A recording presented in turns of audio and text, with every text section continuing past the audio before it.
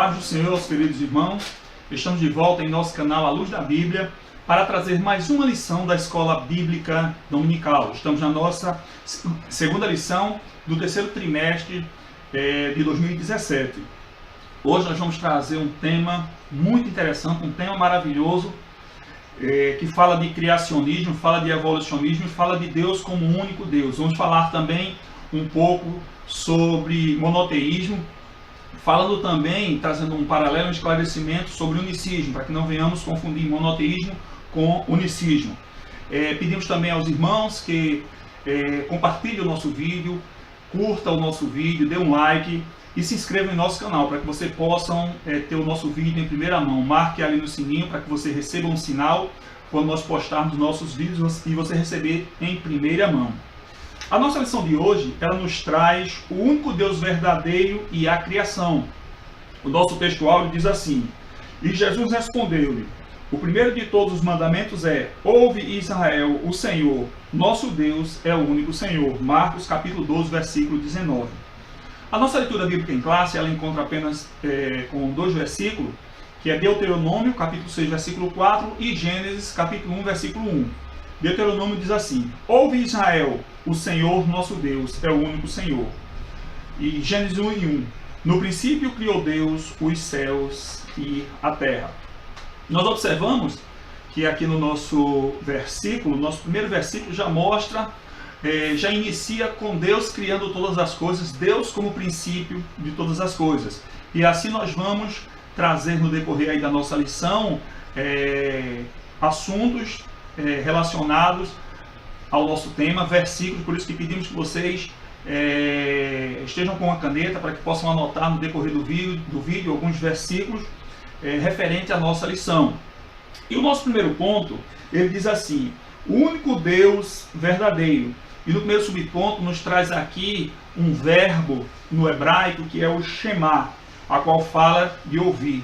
Esse termo aqui, conforme diz a lição, que ele é o imperativo de ouvir, ou seja, o imperativo denota uma ordem, ele classifica uma ordem, por isso que não temos a conjugação na primeira pessoa no imperativo. E nós observamos que Jesus, ele sempre usou esse verbo durante o seu ministério, ide e pregai,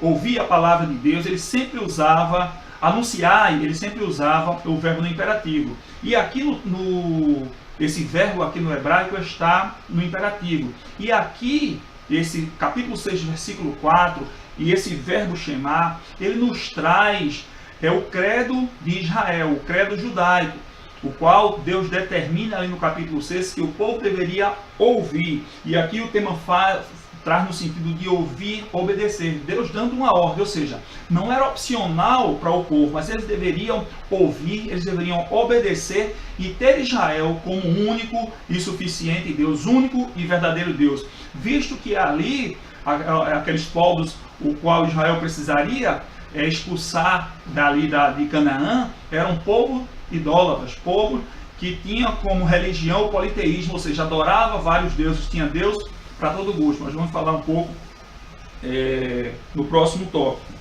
O próximo tópico, ele fala justamente de monoteísmo. Essa palavra, monoteísmo, ele vem de duas palavras gregas, mono e theos, ou seja, adoração ao único e verdadeiro Deus. O termo lá no dicionário teológico de Claudio Honor de Andrade diz que monoteísmo é a crença em um único Deus, criador de todas as coisas e criador do homem. Isso é monoteísmo, é você crer que há um só Deus. E podemos ficar atento, porque não quer dizer que monoteísmo só existe no cristianismo e no judaísmo. Nós observamos que judaísmo e cristianismo são duas religiões completamente diferentes, porém adoram o mesmo Deus, adoram o Deus Jeová, o Deus único e verdadeiro. Porém são religiões diferentes. Mas existe o islamismo também, que é uma religião monoteísta. Eles adoram apenas um Deus, eles adoram o Deus Alá. Mas será que o Deus Alá, o Deus do islamismo, o Deus dos muçulmanos, é o mesmo Deus de Israel, o mesmo Deus dos cristãos? Se nós observarmos, fizermos uma leitura cuidadosa na palavra de Deus e conforme os costumes islâmicos, nós observamos que o Deus Alá não tem nada a ver com o Deus Jeová, com o Deus Todo-Poderoso. Principalmente porque nós temos ali um Deus misericordioso. Se nós observarmos ali no Antigo Testamento, às vezes nós observamos que Deus tomou algumas atitudes ali que era necessária para expulsar alguns povos. A lei determinava que aquela alma que pecar, essa morrerá. Mas nós observamos ali durante todo o Antigo Testamento a infinita misericórdia de Deus. Um grande exemplo ali da misericórdia de Deus é com o povo de Nínive ali, quando Deus envia Jonas para aquela cidade e pede que Jonas pregue para aquela cidade ali para que aquele povo se arrependa. Deus usando toda a misericórdia. Quando chegamos ali no capítulo 4, nós observamos o porquê Jonas não quis pregar para aquelas pessoas, visto que os ninivitas eram um povo inimigo de Israel. E Jonas ele diz: Senhor, eu bem sabia que tu és um Deus, eu bem sei que tu és um Deus clemente, que te arrepende do mal. Por isso que me adiantei e fugi para Tarse, porque ele sabia que Deus iria usar de misericórdia se o povo se arrependesse. E nós observamos que o Deus do Islã, ele é completamente sem misericórdia, é um Deus destrutivo, um Deus que destrói todas as coisas. O Deus Alá, ali nós vemos que a palavra Jeová vem do tetragrama YHVH, que é a palavra mais próxima de Yahvé ou Jeová. E nós observamos que o povo de Israel, ele tem tanta reverência e eles acham o nome de Deus tão santo que ele não resolve mencionar. Na Bíblia hebraica, o nome Jeová ou Yahvé foi substituído por Adonai. Ali nos primeiros capítulos, ali no capítulo 2 de Gênesis, ele usa o termo Adonai Elohim, o Senhor Deus, porque ele não ousa pronunciar o nome de Deus. E o nome Alá não tem nada a ver com Jeová no hebraico. Alá é um Deus da tribo ali de Mohamed ou Maomé, como queiram chamar. Então ele é o Deus da lua. Um exemplo disso é que o símbolo do islamismo é uma lua crescente, e não tem nada a ver com o Deus, o nosso Deus, o Deus a qual servimos, um Deus misericordioso, visto que no Alcorão o próprio Alá não tinha filho, o próprio Alá era aquele Deus que não era intolerante com as pessoas, mas o nosso Deus é aquele Deus todo-poderoso, aquele Deus que enviou a Jesus Cristo para morrer pelos pecados de toda a humanidade. Outro termo aqui que não devemos confundir é o unicismo. Nós observamos que existem algumas seitas unicistas. As seitas unicistas, ela procura mostrar só Jesus. E o grande problema das seitas unicistas é que diz que Jesus é o Pai, Jesus é o Espírito Santo. Eles não creem na Trindade, ele não prega na Trindade, que é triunidade, 3 pessoas em um só Deus. E o conceito da triunidade ou da trindade não fere o conceito do monoteísmo, de apenas único Deus. O próprio Jesus ele deu respaldo ali a essa doutrina. Ou seja, existem várias seitas aí unicistas. Um exemplo disso é a Voz da Verdade, que prega só a Jesus Cristo, mas ele prega a Jesus Cristo de uma forma diferente, como se Jesus fosse o Pai e fosse o Espírito Santo, e não houvesse a Trindade Santa que nós vemos ali no decorrer ali de toda a Bíblia, começando desde o princípio. A palavra Elohim, ela é Deus no plural.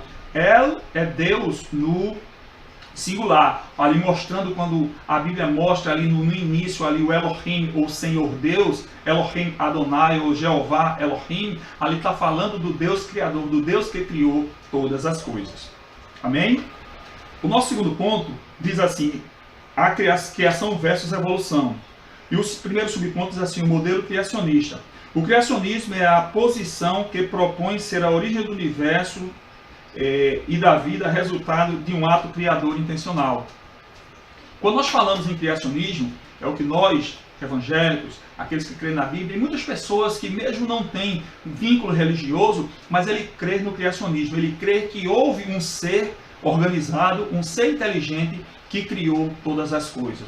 Nós observamos que a teoria do acaso, de dizer que Deus criou tudo do acaso, não tem fundamento bíblico, e tentam forçar dentro da pseudociência essa ideia de que tudo aconteceu por acaso.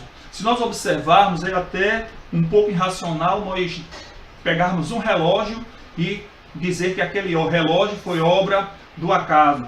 Pegar um computador com toda aquela memória, tudo aquilo que ele faz e dizer que foi obra do acaso.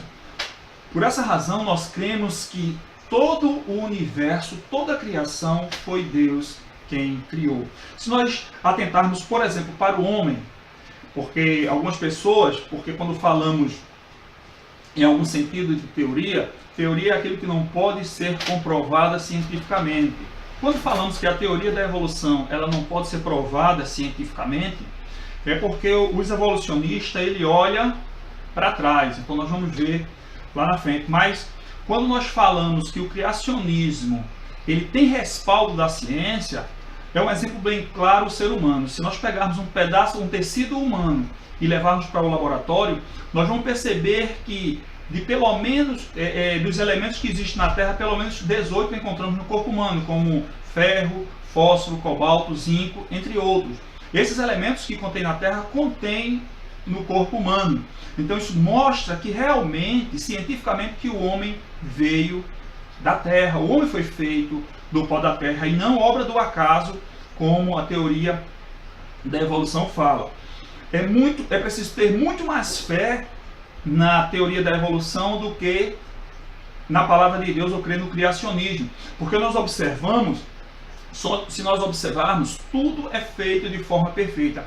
Coisas simples como, por exemplo, a cadeia alimentar, que Deus fez os animais de uma forma para que houvesse um controle natural entre os próprios animais. Ali cada animal serve de alimento para outro e assim a cadeia alimentar ela segue de forma natural. Nós observamos que muitas vezes quando o homem interfere, quando destrói determinado predador, uma certa espécie ela aumenta, ela cresce desordenadamente, trazendo desequilíbrio naquele lugar. Quando você pega uma determinada espécie e coloca em um determinado local onde não tem predador natural, aquela espécie muitas vezes vai trazer um desequilíbrio ali àquele meio ambiente, porque Deus fez tudo de forma inteligente, tudo de forma organizada.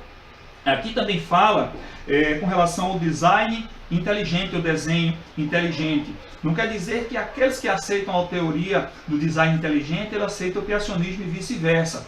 Mas o design inteligente diz que houve um criador inteligente que fez todas as coisas. Quando nós observamos ali para o nosso sistema solar, o qual todos os planetas ali girando de forma ordenada, em volta do Sol, sem um planeta daquele se chocar, todos dentro da sua órbita, nós ali não tem como não dizer que foi um ser inteligente que criou aquilo ali. Quando nós observamos que o próprio Deus ele fala aí no Gênesis que a Terra ela dá a volta em seu próprio eixo e dura 24 horas ou 24 horas e alguns minutos, ela dá aquela volta ali e nunca atrasa e nunca adianta. E a volta do movimento de translação, que faz uma volta em torno do Sol, que dura 365 dias e 6 horas. Observamos que a Terra ela faz aquele movimento perfeito, não adianta e nem atrasa. Ela gira na sua velocidade correta. Não tem como dizer que não foi um ser inteligente, um ser criador, dotado de inteligência, dotado de personalidade que fez aquilo ali. Como falamos a princípio, é irracional dizer que um sistema solar que gira de forma ordenada, organizada, sem adiantar e sem atrasar, é obra do acaso. É irracional nós atentarmos para isso. O segundo subponto fala do modelo evolucionista. Nós sabemos que quem criou, quem deu início, quem divulgou de maneira mais ampla foi Charles Darwin. Mas o seu avô, Erasmo Darwin, bem antes, já escreveu alguma coisa sobre, insinuando e falando sobre a teoria da evolução. O Charles Darwin ele nasceu em 1850. Inglês, homem que a princípio acham que Charles Darwin era ateu, ele não era ateu. Inclusive ele iniciou a sua carreira acadêmica numa faculdade de medicina, parou e transferiu para uma faculdade teológica e iniciou ali. Quando ele iniciou, com algum tempo, ele trancou também a faculdade teológica e o navio inglês ia fazer uma viagem ali pela América do Sul. E Charles Darwin, aos 16 anos, ele resolveu ir. Precisava de uma pessoa que o acompanhasse. Charles Darwin, ele acompanhou ali naquela expedição ali pelo Rio Grande, pela América do Sul. Ele ali acompanhando. Ele aos 16 anos, e essa viagem durou 5 anos. Quando ele chegou na Ilha Galápagos, no Chile, ele observou as diferentes espécies de animais. Então ele começou a observar ali aquelas espécies, atentando ali para as diferenças, porque havia algumas espécies ali endêmicas, só existia ali naquele lugar. Então ele começou a observar. Ao voltar aos 21 anos de idade, ele começou a escrever e a analisar esses fatos. O que deu a Charles Darwin, inclusive Charles Darwin, ele não iniciou ali os seus escritos, ele não publicou ali o seu livro A Origem das Espécies, ele não publicou ali de início o livro, porque temendo ali uma rechaçação, ele temendo ali a igreja, porque ele era uma pessoa que ele era teísta, ele acreditava no Deus verdadeiro. Um certo cientista, depois de algum tempo, publicou um outro livro, uma outra pesquisa semelhante, com grande semelhança com a dele. Então, o que fez Charles Darwin publicar também ali os seus escritos. E Charles Darwin, ele, a partir da teoria de um determinado cientista, aquele cientista analisou que a população estava crescendo a uma determinada velocidade superior à produção de alimentos, a produção de alimentos. Então, o que é que esse cientista deduziu? Que por conta da escassez que haveria de alimento e por conta do crescimento da população, haveria uma luta por sobrevivência, para que as pessoas viessem adquirir comida. Por essa razão, Charles Darwin teve aquele insight, então ele deduziu ali na sua teoria da seleção natural, que os animais, segundo a teoria da seleção, quando ele veio com esse método e essa teoria da seleção natural, ele disse que os animais mais fortes sobrepujaram e venceram e sobreviveram por ter maior força. Que a análise e o estudo desse cientista que falou na questão do crescimento desordenado não era com esse propósito, mas Charles Darwin levou para este propósito. E um tal de Lamarck, um cientista chamado Lamarck também, ele em seus estudos, ele falou que os animais, para se adaptar a determinado ambiente, ele procurava mudar a sua forma, mudar as suas características. E essa mudança ia transferindo para os seus descendentes, como por exemplo, um exemplo dado é com relação à girafa, que a girafa, a princípio, tinha um pescoço curto e depois, devido a ela forçar para comer os brotos da árvore em locais altos, seu pescoço foi alongando e passou para os seus descendentes. Mas foi feita uma pesquisa, foi feito um experimento com alguns ratos, a qual o cientista, durante 20 gerações, ele cortava o rabo daquele rato. Mas durante essas 20 gerações, isso não passou para os seus descendentes, o que descartou ali a teoria de Lamarck, de que os animais, para se adaptar ao meio, ele modifica as suas características e isso passa para os seus descendentes. Então isso foi descartado. E do calcanhar de Aquiles, uma das dificuldades dos evolucionistas é chamado elo perdido, o momento de transição, aquele fóssil que mostra a transição entre um ser e outro, entre um animal e outro, entre o réptil e a ave, por exemplo. E não existe, ou entre o símio e o antrópode, o símio e o homem, por exemplo. Não existe esse fóssil. Não há nenhum relato de que foi encontrado esse tal sonhado pelos evolucionistas elo perdido. Nessa busca incansável pelo elo perdido, os pseudocientistas têm buscado encontrar algum fóssil que ligasse ao homem, a transição entre o homem e o símio. Então, no ano de 1856, eles encontraram o primeiro fóssil humano. que foi chamado de o homem de Neandertal.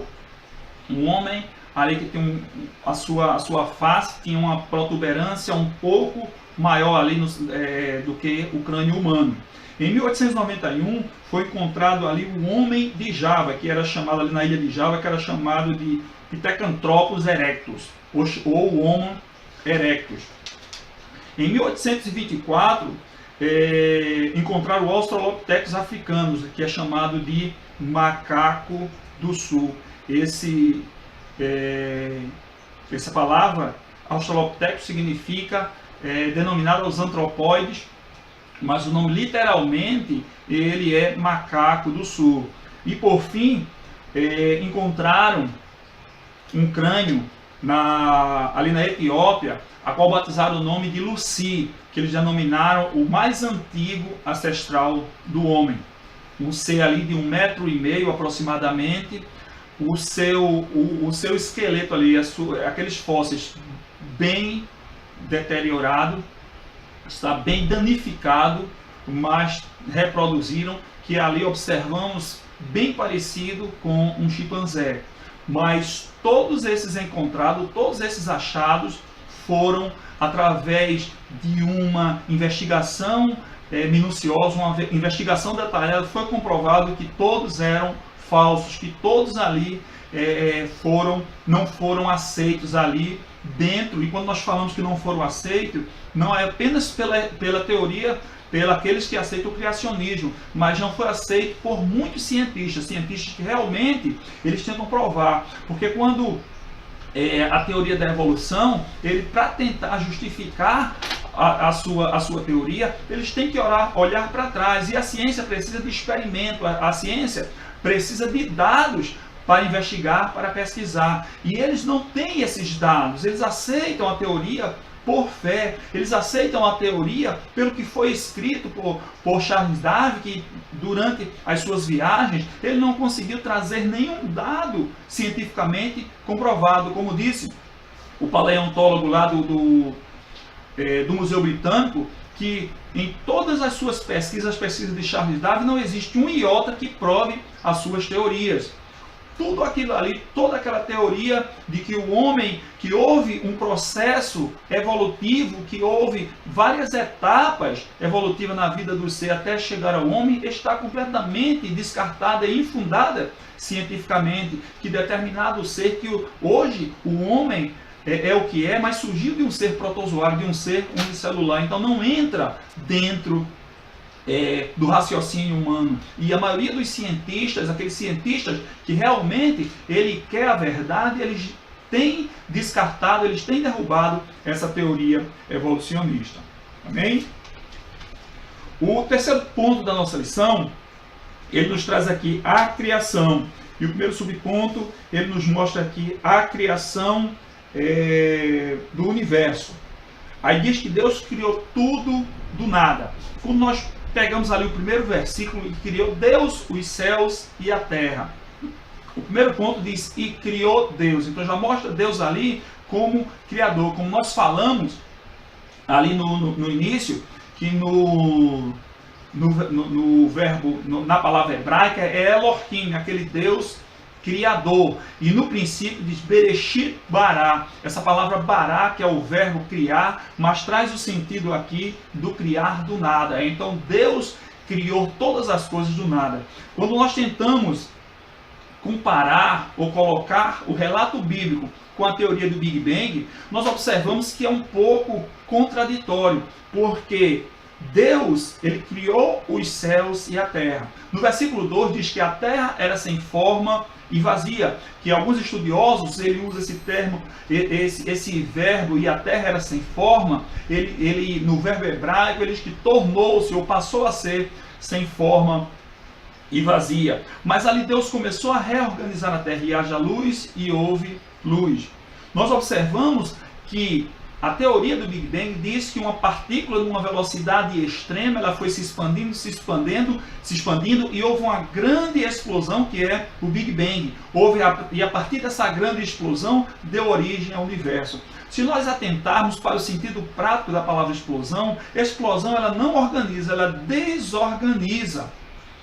observamos que não tem como em uma explosão houvesse. Mas vamos imaginar, de uma forma bem remota, se houvesse essa grande explosão. Qual a força primária? Quem fez? Qual a energia primária que fez com que essa pequena partícula girasse numa velocidade exponencial e dali houvesse uma explosão? Porque tudo tem uma razão primária. Se aí aceitássemos ou disséssemos que essa teoria ela era aceita, iríamos esbarrar num ser criador, e esbarrar numa energia primária, e que essa energia não tem como fugir senão testificar e aceitar que foi o próprio Deus. Então Deus criou todas as coisas, Deus foi o criador do universo. Deus aqui, quando inicia, ele não está preocupado em provar que ele existe. A Bíblia já inicia dizendo que criou Deus os céus e a terra. No princípio criou Deus os céus e a terra. O segundo ponto, ele fala aqui da narrativa da criação. No primeiro dia, Deus trouxe à existência a luz. O segundo criou a expansão ou firmamento. Algumas pessoas, quando nós, no primeiro dia da criação, a Bíblia diz, como falamos a princípio, e no princípio criou Deus os céus e a terra era sem forma e vazia. Alguns estudiosos acham que houve um cataclisma, isso aí são teorias, e destruiu a terra e depois Deus reorganizou a terra. O que nos chama a atenção é que Deus, ele usou no primeiro versículo o verbo bará, ou seja, criou do nada. O verbo ali bará, Bereshit bara Elohim, no princípio criou Deus os céus e a terra. Ele usa o verbo bará, que é criar do nada. E algumas pessoas, quando chega aqui no versículo 3, que diz que Deus criou a luz, nós esbarramos lá no versículo 14, quando no quarto dia Deus criou os luzeiros. Nós observamos que nesse ponto aqui da luz, existem duas correntes de pensamento. Primeiro, que Deus é a própria luz. Quando alguns estudiosos ele entende que quando Deus criou a luz ali logo no início, quando Deus disse haja luz e houve luz, está falando da própria luz que emana de Deus, porque lá em 1 João capítulo 1, versículo 5, diz que Deus, ele é a luz. Deus é luz. Lá no capítulo 22 ali de Apocalipse, diz que lá a nova Jerusalém, a cidade de Jerusalém que desce do céu, não precisa de luz, porque o próprio Deus, o Senhor Deus, ele é a própria luz. O que nos leva a crer que quando diz que houve a luz, pode ser a emanação, ou seja, a luz do próprio Deus emanando ali para o início. E a outra vertente é que diz que Deus, ele, no versículo 14, ele já havia criado a luz, já havia criado os luzeiros ali, e no versículo 14 ele apenas fez com que eles viessem a aparecer. Mas o que precisamos entender é que Deus, ele fez a luz. Se a luz emana ali do seu ser, ou a luz, Deus havia já criado os luzeiros, ou que essa é uma luz cósmica, mas nós precisamos entender e crer na palavra de Deus, quando ele diz ali no versículo 4, ali no versículo 3, capítulo 1, versículo 3, e haja luz e houve luz. O que nos chama a atenção é que no versículo 1, Deus criou tudo do nada. A palavra, como falamos, o verbo bará. Aqui no versículo 14, quando nós observamos aqui na Bíblia hebraica e transliterada, no versículo 14, no próprio versículo 3, diz assim, o verbo usado é Elohim Eihi, ou seja, Deus, Deus, literalmente, ele diz assim, Deus disse, haja luz. Ele disse, seja luz, e foi luz. Literalmente, no texto hebraico, aqui na Bíblia transliterada aqui do Gênesis, o termo é Yehi, que diz, e ele seja, ou seja, e seja luz. Usa um verbo completamente diferente aqui do início, do Bará, que criou do nada. Aqui o texto está usando um outro verbo, o verbo ser, e haja, e seja luz. O que mostra que, a partir do versículo 3, Deus saiu reorganizando a terra, mas o termo não usa o criar do nada, o mesmo verbo aqui do princípio, porque Deus criou todas as coisas do nada. E depois Deus dá a sequência ali, haja luz e haja firmamento. E no quarto dia Deus criou os luzeiros para dar origem ali. Ele diz que a lua, para o luzeiro menor, que era a lua, que ali o termo não dá ali o nome, mas diz que o luzeiro menor, ele foi para dominar a noite, para governar a noite, e o luzeiro menor, o dia. Ele diz que a noite, ele ia dar origem às estações. Ele diz ali que havia um movimento ali de translação que ia dar origem às estações e os anos, e um movimento de rotação que daria origem ao dia. O terceiro subponto da nossa lição, ele nos traz aqui a criação do ser humano. A raça humana teve sua origem em Deus através de Adão.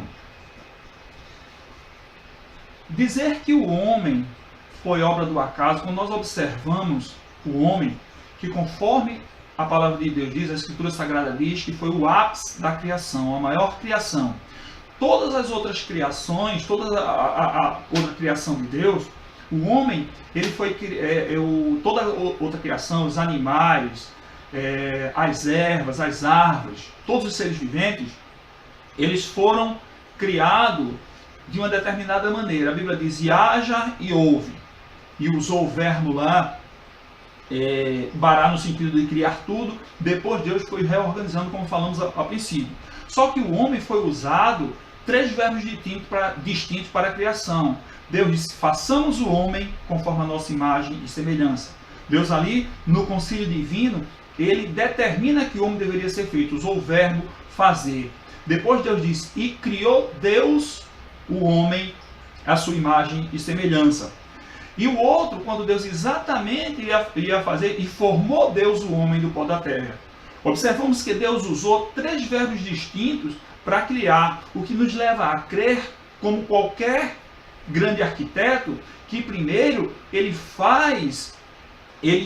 cria as suas obras, primeiro vem na mente a sua obra, primeiro surge em seus pensamentos como vai ser aquela obra, e criou Deus. O arquiteto, ele cria primeiro, surge primeiro as ideias em sua mente, como deve fazer. Depois aquele arquiteto, ele passa para o papel, ele vai fazer, façamos o homem a imagem e semelhança. Aquele homem, aquele arquiteto, ele passa para o papel ali as suas ideias que primeiro surgiram na sua mente. Depois ele vai executar aquilo que ele pensou, aquilo que ele desenhou, depois ele vai realmente criar, e formou Deus o homem do pó da terra. Observamos que Deus criou o homem de 3 formas distintas. E como falamos a princípio, que se nós testarmos ali a substância do homem, se nós testarmos ali um tecido do homem, iremos perceber, encontrar ali o mesmo tecido, ali os mesmos elementos que existem na Terra, se o homem for testado ali um tecido humano em laboratório. Só que existem várias teorias, existem várias apoio, respaldo em outras ciências que mostram que o homem, ele partiu de apenas um tronco, ele veio de um ser, de um casal ali, ele partiu ali, toda a raça humana, ele partiu de um casal.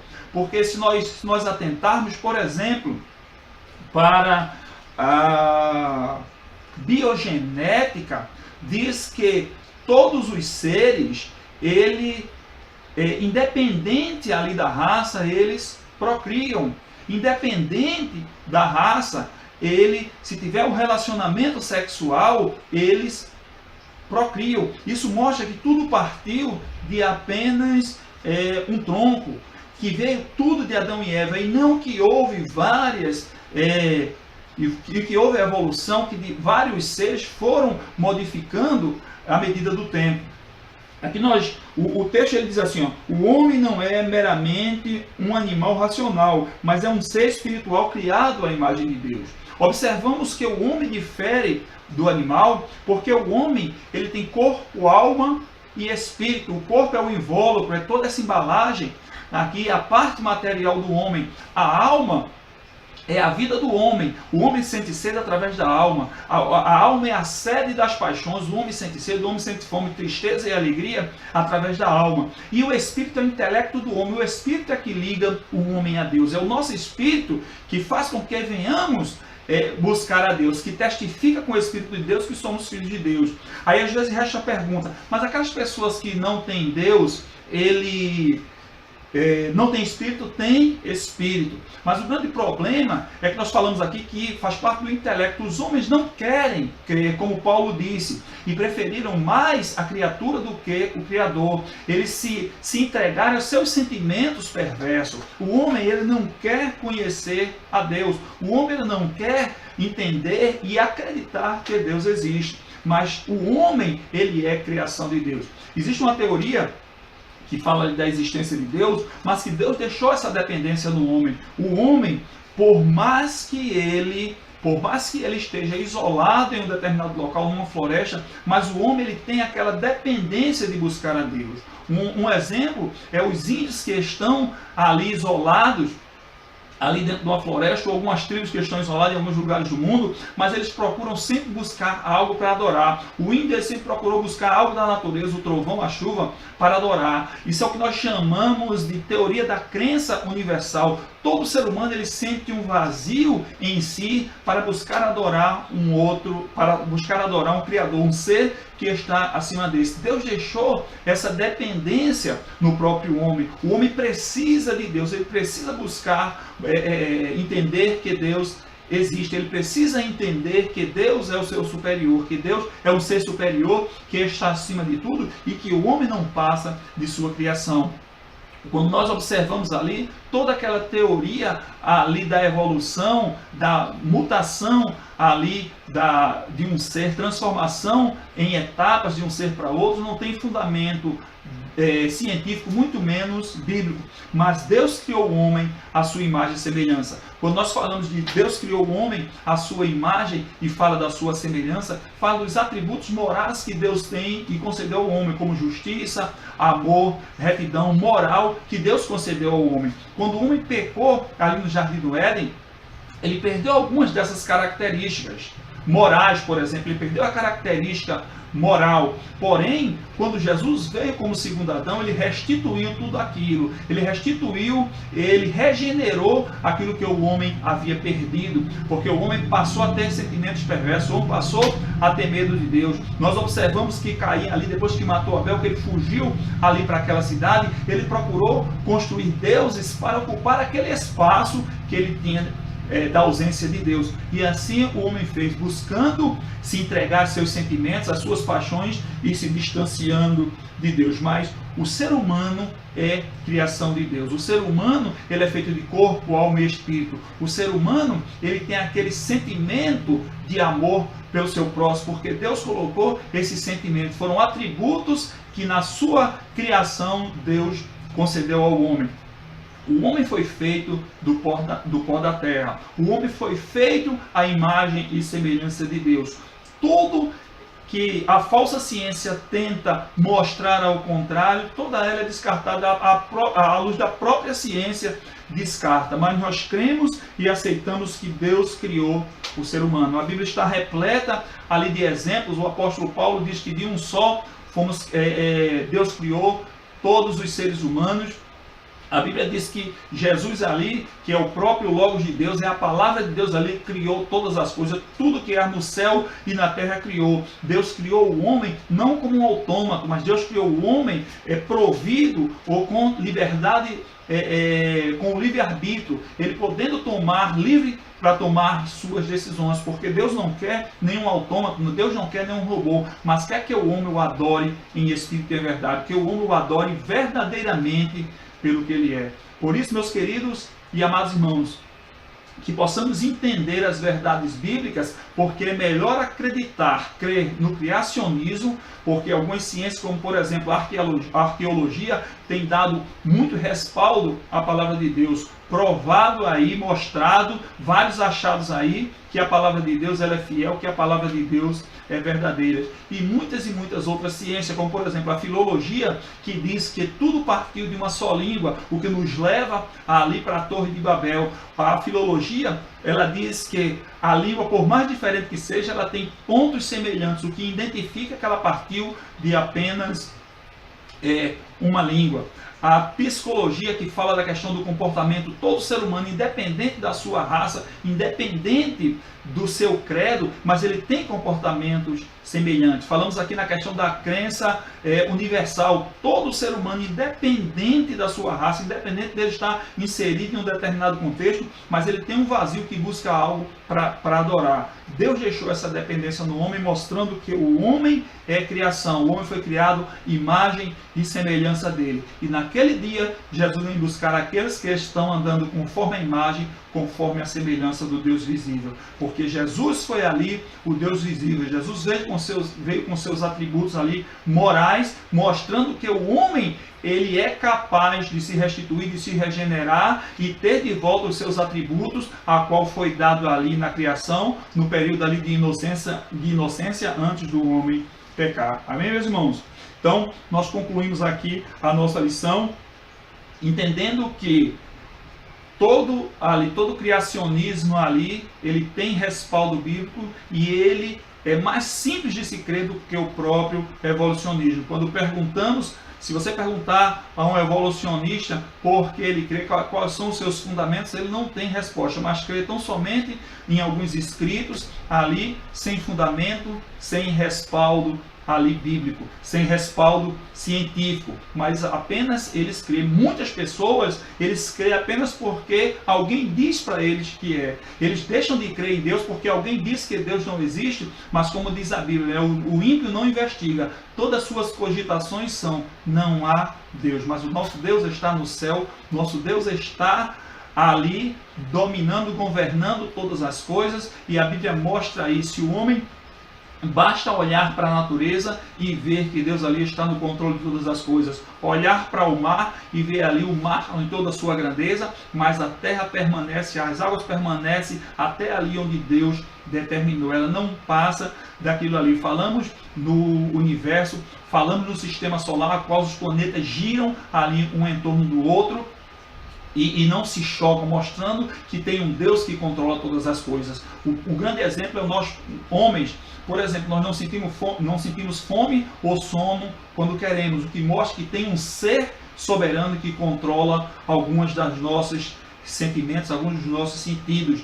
Deus controla, então tem coisas que não fazemos quando queremos, mas dormimos porque sentimos necessidade, e não dormimos quando queremos. Eu não posso passar tantos dias quando eu quiser sem comer, sem dormir, sem descansar, porque existe um ser que controla todas as coisas. Amém, meus irmãos? Que vocês possam deixar claro para os alunos. Não vamos tornar nossa aula um compêndio ou um estudo sobre evolucionismo, mas mostrar que Deus ele é criador. Por isso que falamos aqui de forma bem superficial sobre o evolucionismo, porque o nosso objetivo é mostrar que Deus é criador. Quando nós falamos que Deus é o criador de todas as coisas, Deus não só criou, mas Deus ainda continua sustentando todas as coisas com o poder da sua palavra. Falamos agora há pouco que Jesus ele é o Logos de Deus. Quando nós observamos ali em Provérbios capítulo 8, versículo 26 em diante, ali mostra que Jesus ele é o arquiteto de Deus. E Colossenses capítulo 1, versículo 16 diz que Jesus criou todas as coisas. E todas as coisas ele continua sustentando pelo poder da sua palavra. É só observarmos para a natureza, é só observarmos para as coisas que Deus criou, que mostra que só pode ser de um Criador inteligente e não obra do acaso. Amém, meus irmãos? Então que Jesus nos ajude, que Jesus vos abençoe. Dê um like aí no nosso vídeo, inscreva-se no nosso canal, amém? E fiquem na paz do Senhor.